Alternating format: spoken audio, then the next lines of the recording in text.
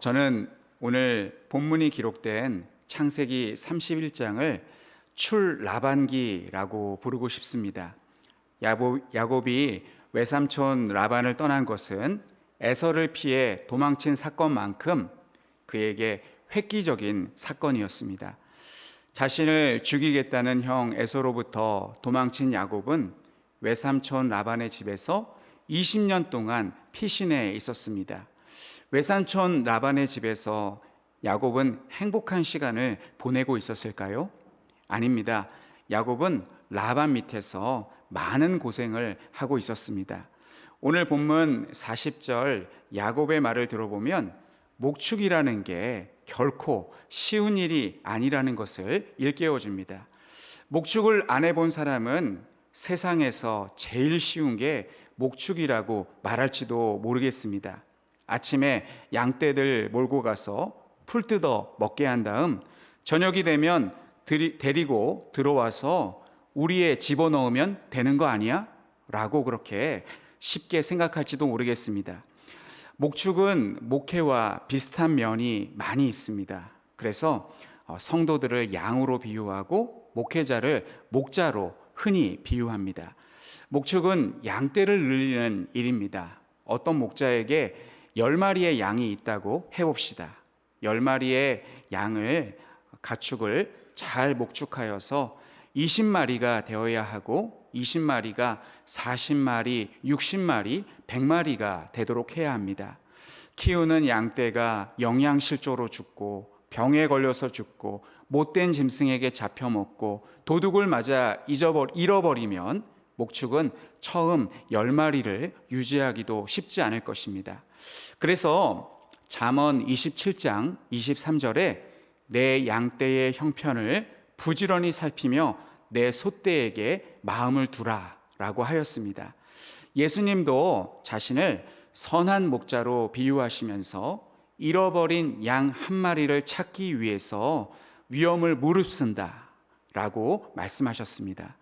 야곱은 외삼촌 라반 밑에서 일할 때 월급을 돈이 아니라 양으로, 가축으로 받았습니다. 양 중에 줄무늬 있는 것, 얼룩무늬가 있는 것이 야곱의 양이 되었습니다. 우리나라는 양이 흔하지 않습니다. 양을 보려면 서울 근교의 작은 동물농장이나 강원도에 있는 양떼 목장에 가야 합니다. 제 생각에 그 양도 원래 우리나라에서 자랐다라기보다 외국에서 수입해다가 키운 것 같습니다. 그리고 양고기는 쉽게 맛볼 수 있는 고기도 아닙니다. 그래서 제 머릿속에 성경에는 나와 있는데 얼룩무늬가 있는 양은 상상이 잘 안 되었습니다. 얼룩무늬 양이 있기는 한 것일까요? 하지만 자료 화면을 보시면 모든 양이 전부 하얀 털로만 되어 있지는 않습니다. 보시다시피 저 작은 양들, 개 중에는 얼룩무늬 양도 있습니다. 야곱은 삼촌 라반과 계약하기를 숫 염소 중에 얼룩무늬 있는 것과 점 있는 것을 가리고 암 염소 중에 흰 바탕에 아롱진 것과 점 있는 것을 가리고 양 중에 검은 것들을 가려 취하였습니다. 멘델의 유전 법칙을 보면 우성이 있고 열성이 있습니다. 그리고 간혹 돌연변이도 있습니다. 양의 우성은, 이 우월한 성질은 흰 양입니다. 상대적으로 얼룩무늬 검은 점이 있는 양은 열성으로 열등한 성질로 적게 나옵니다. 그런데 야곱이 라반과 계약을 맺자 유전적으로 열성인 얼룩무늬 검은 점 있는 양들이 태어납니다. 이 모습을 가만히 지켜볼 라반이 아닙니다. 그래서 안 되겠다. 점 있는 것이 네 양으로 하자라고 하면 이번에는 점 있는 양들이 태어나고 안 되겠다. 반대로 이제부터는 얼룩무늬 있는 양을 네 양으로 하자라고 하면 얼룩무늬 있는 양들이 태어났습니다. 시간이 흐르면 흐를수록 야곱의 목축은 번창하고 라반의 목축은 쇠퇴합니다. 그러자 1절 말씀을 보시면 라반의 아들들이 야곱이 우리 아버지의 소유를 다 빼앗고 우리 아버지의 소유로 말미암아 이 모든 재물을 모았다는 말로 시기와 질투를 하기 시작합니다. 야곱이 라반의 안색을 가만히 보니까 표정이 어둡습니다. 좋지가 않습니다. 성도님들도 이런 경험 있으십니까? 장사를 하시는 어떤 성도님이 집주인과 월세 얼마를 주기로 계약을 하고 장사를 했습니다. 원래 그 가게는 아무도 찾지 않는 죽은 가게였는데 피땀 흘려가며 열심히 일했더니 많은 손님이 찾는 장사가 잘 되는 가게가 되었습니다. 이 모습을 집주인이 오며 가며 보게 되었는데 안색이 좋지가 않습니다. 그 이유는 월세를 올려받고 싶기 때문입니다. 예를 들면 월세 100만 원이었던 점포를 500만 원으로 세를 올려달라고 합니다.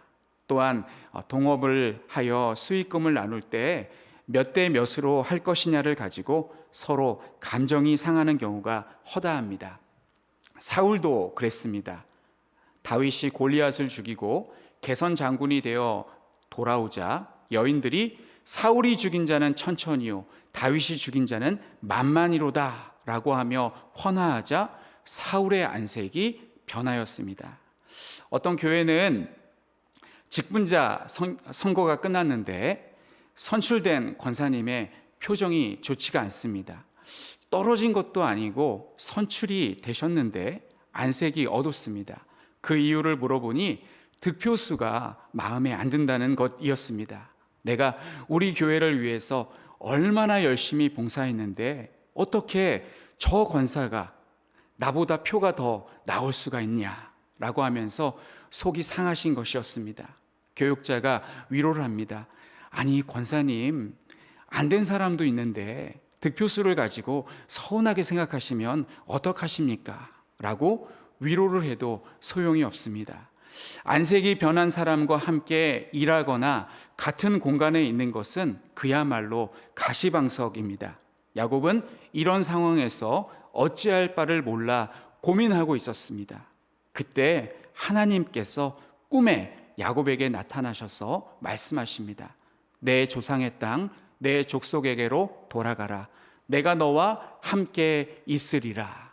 하나님께서 개입하셨습니다. 그러자 야곱은 라반을 떠나기로 마음을 정하고 라헬과 레아를 양떼가 있는 들로 불러다가 아버지의 만행과 꿈에 하나님의 사자가 말씀하신 것을 알려주고 이곳을 떠나자고 제안합니다.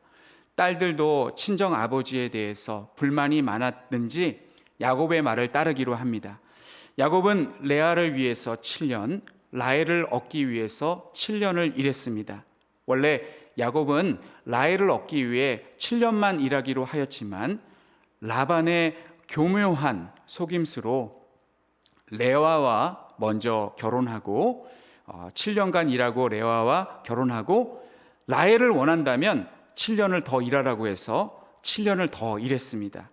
원래 결혼이란 신부가 지창금을 준비하고 신랑을 따라가는 것입니다. 그러나 라반은 갈 곳 없는 야곱의 처지를 이용하여서 딸들을 돈으로 환산하여서 두당 한 명당 7년의 품삯으로 만들었고 결혼 지창금은 줄 필요도 없게 만들었으니 자기가 꿀꺽 삼킨 것과 다름이 없었습니다.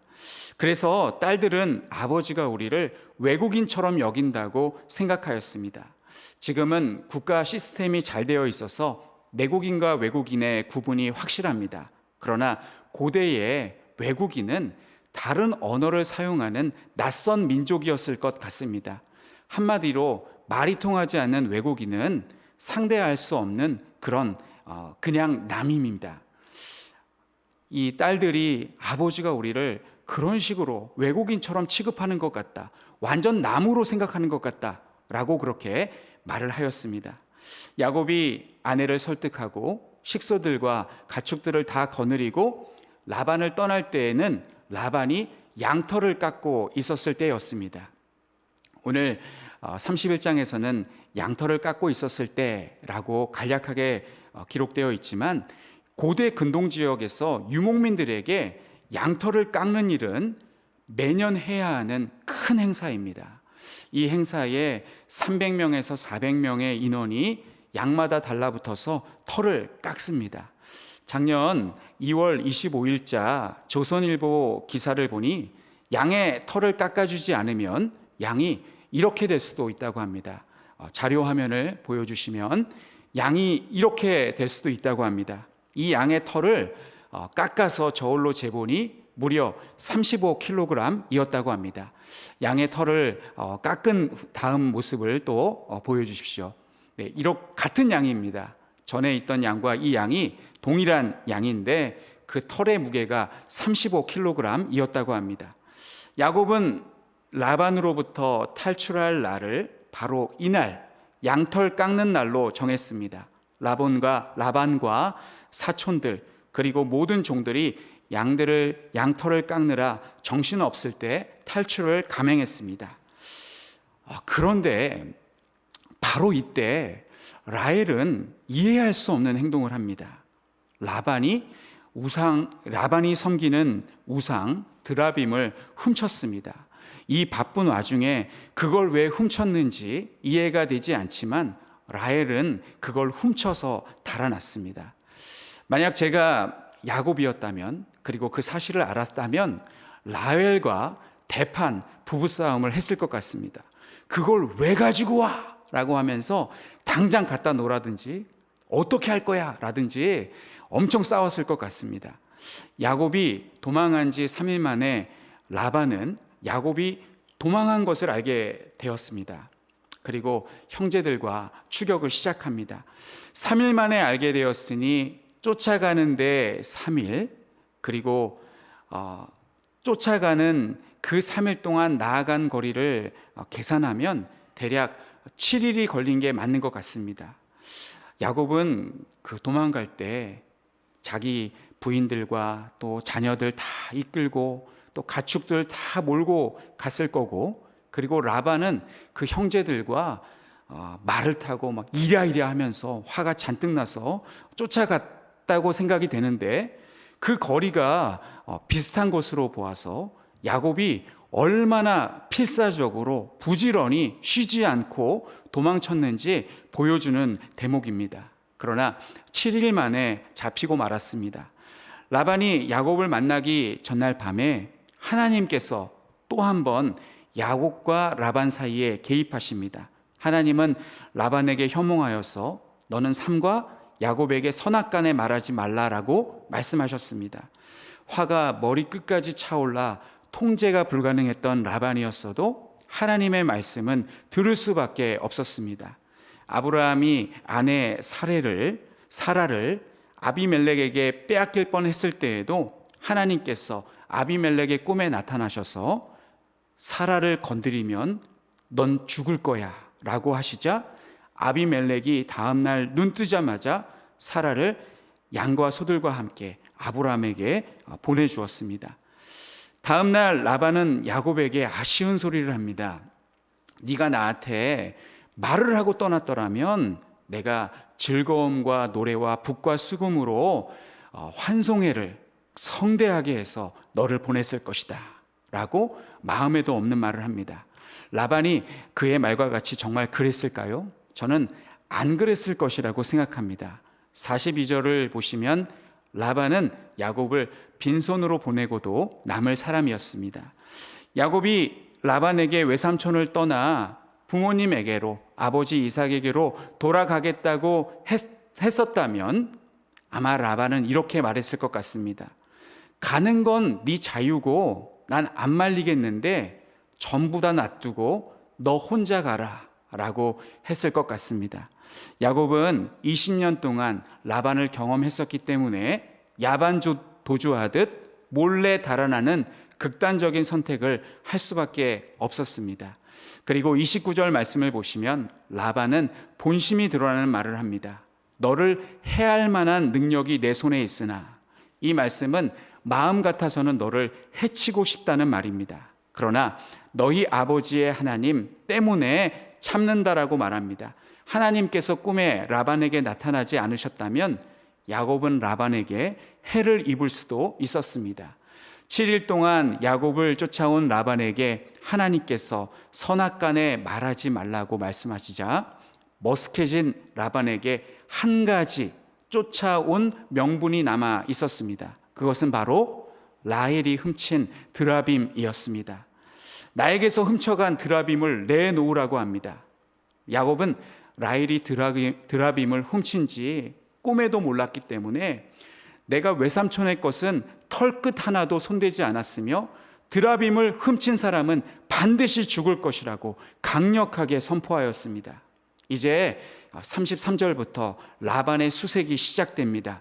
정말 긴장되는 순간입니다. 라반은 눈에 불을 켜고 레아의 장막을 샅샅이 뒤졌습니다.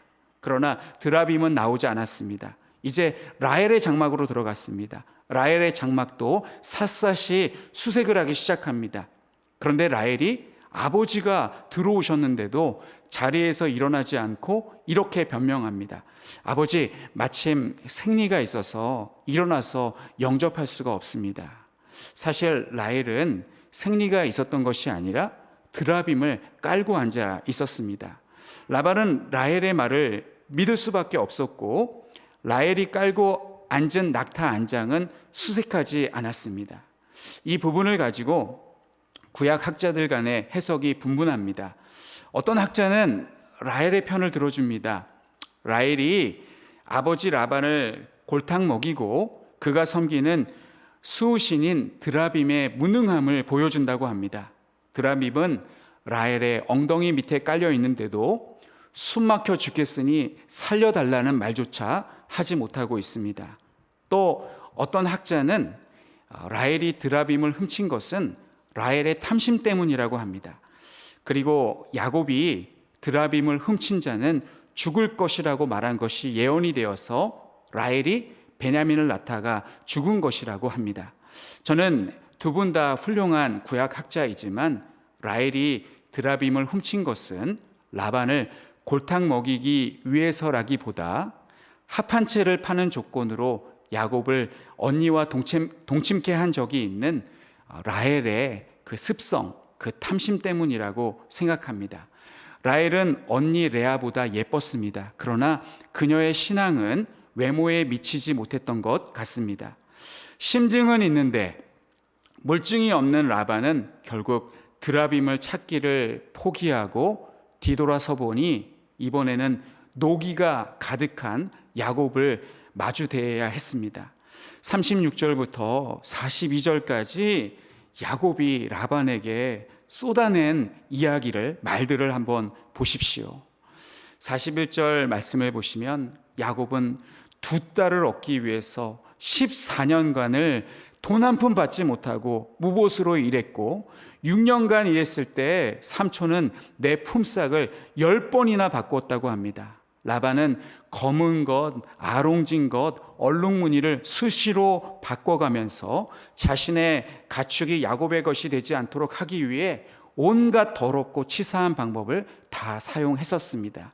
이렇게 야곱이 자신의 울분을 그동안 억눌러 왔던 그 울분을 다 토해내었지만 43절을 보시면 라반은 너의 모든 소유는 다 내 것이라고 주장합니다.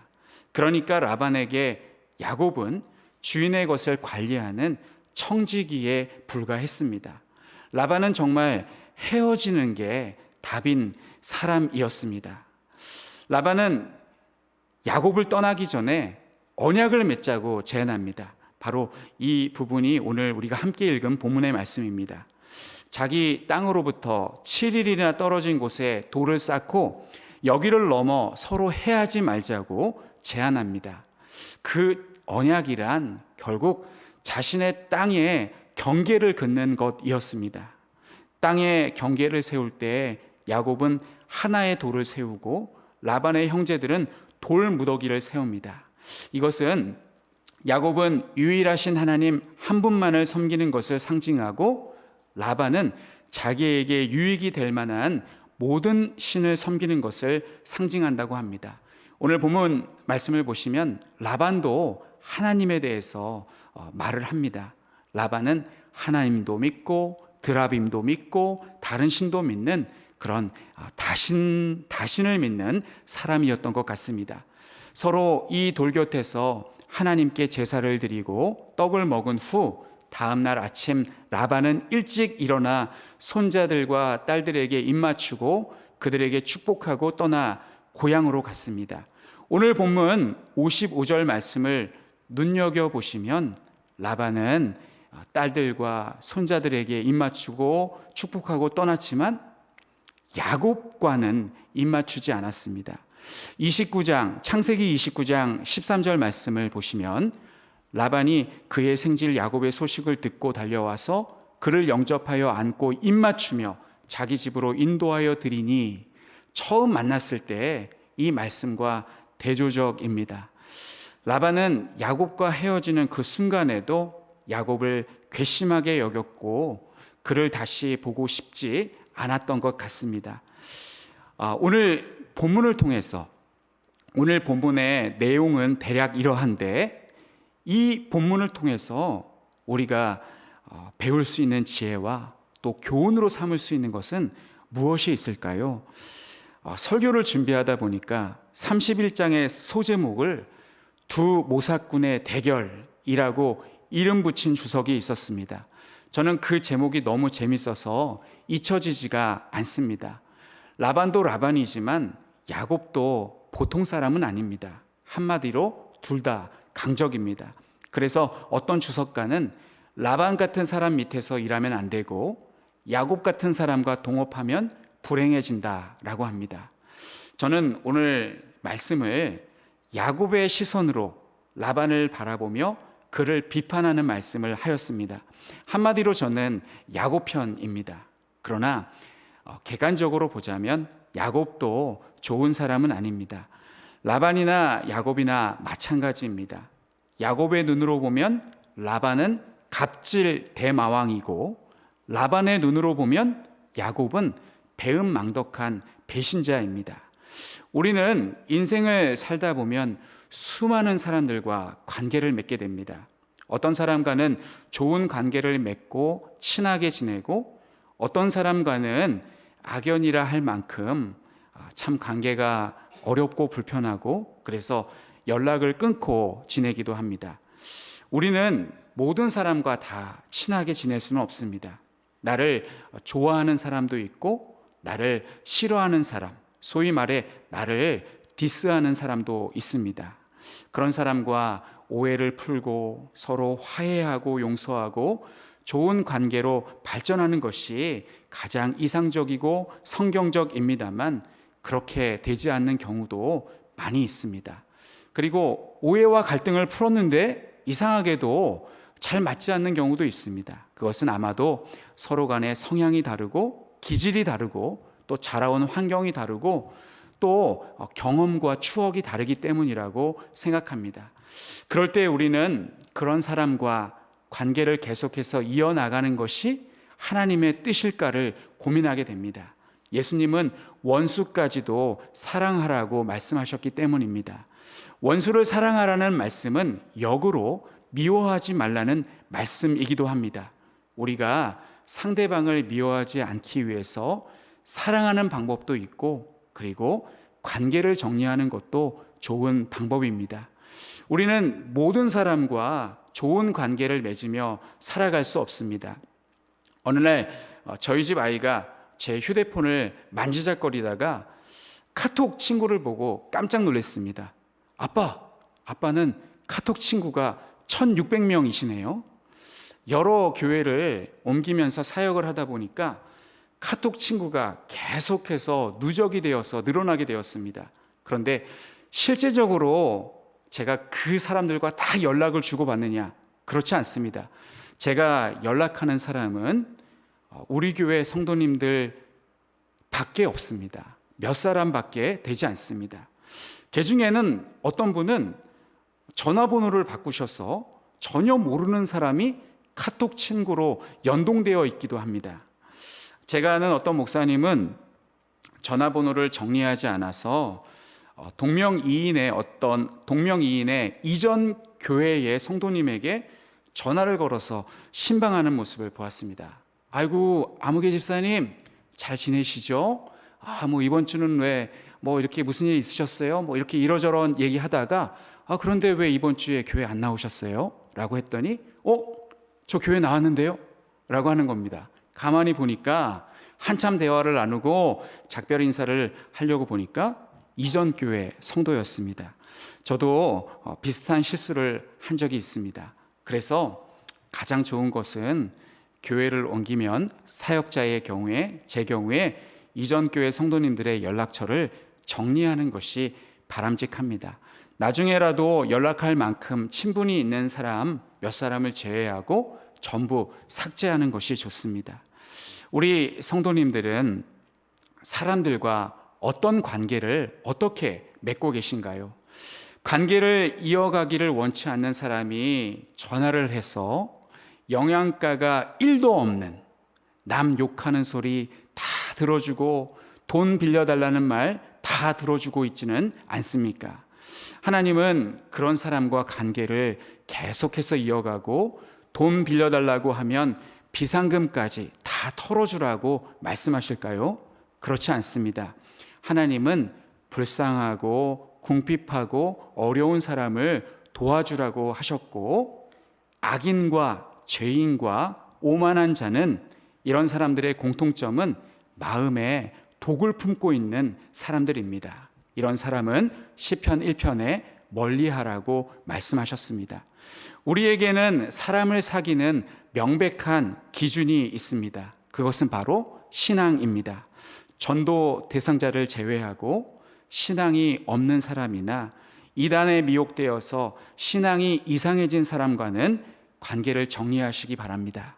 그리고 옛날에 좋아했던, 사랑했던 이성 친구도 확실하게 정리하시기를 바랍니다. 옛날 추억을 소환하려고 전화를 거는 순간 사랑과 전쟁 주연 배우가 되는 것입니다. 정리해야 할 사람은 미련을 갖지 마시고 확실하고 단호하게 관계를 정리하십시오. 그리고 나와 맞지 않는 사람보다는 나를 잘 이해해주고 만나면 설레는 사람과 관계를 발전시키십시오.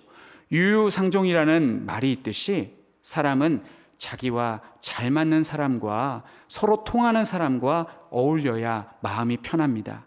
전 지금 성도님들에게 관계를 정리하라고 말씀을 드리고 있는데, 반대로 역으로 내가 누군가에게 관계 정리할 대상일 수도 있습니다. 사실 우리 모두는 다 정리 대상입니다. 지금 운동경기 선수들은 비시즌이고 또 이 기간을 스토브 리그라고 하는 것 같습니다.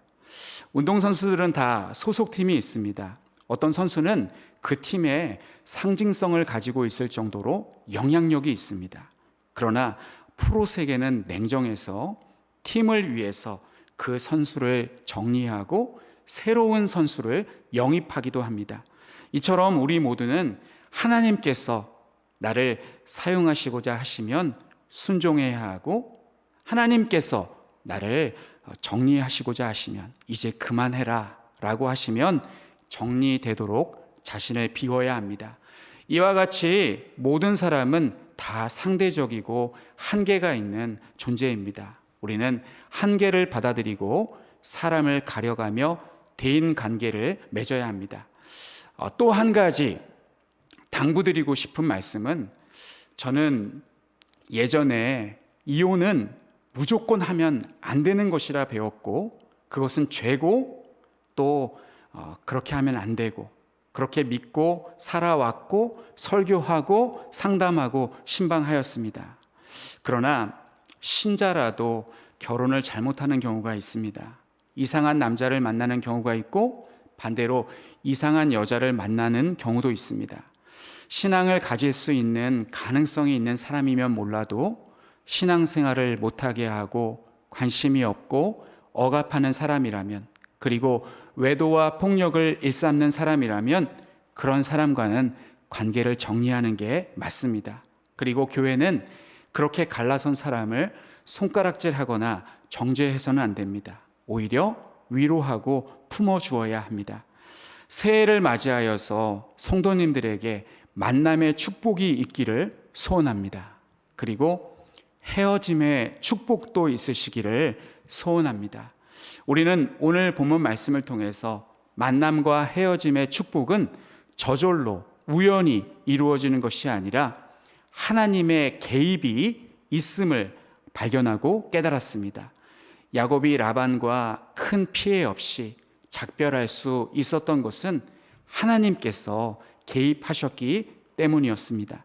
저는 우리 성도님들과 또 성도님들의 자녀들, 이제 3월 달이 되면 새 학기가 되는데 성도님들의 자녀들이 좋은 선생님을 만났으면 좋겠고 좋은 친구를 사귀었으면 좋겠습니다. 또한 직장에서 일하시는 성도님들이, 또한 지역에서 살아가시는 성도님들이 좋은 이웃을 만나고 또 직장에서 좋은 동료를 만나서 스트레스를 덜 받으셨으면 좋겠습니다. 나와 만나는 사람이 나쁜 사람은 아닐지라도 만날 때마다 갈등이 생기고 서로 감정이 상한다면 그 사람과 관계를 정리하고 미움의 감정에서 빠져나올 수 있기를 바랍니다. 그리고 만날 때마다 서로 득이 되고 도움이 되고 유쾌하고 마음이 즐거운 사람이 있다면 그 사람과 관계를 발전시켜 나가기를 바랍니다.